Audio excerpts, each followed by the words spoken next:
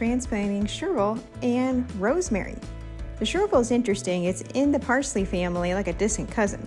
It has a flavor of a light anise, very popular in French cuisine and their seasonings.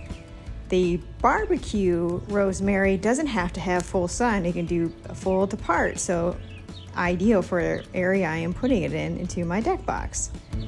I prefer to use Dr. Earth as an all-purpose fertilizer. The reason it has biotics. Biotics help to break down organic matter, regulate the soil pH, improve water retention, and keep essential nutrients from draining away.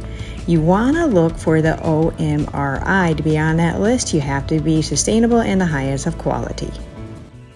I put it lightly in the hole where I'm going to transplant. Now I want to put a little bit of soil so the roots aren't directly on the fertilizer, but it is present in there. It is safer for the plant.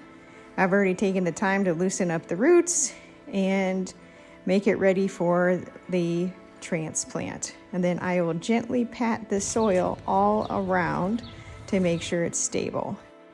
Fine pine shavings from Tractor Supply make an excellent mulch. The reason you mulch is it is a layer in between the soil and the plant, so it prevents disease and protects the microbes.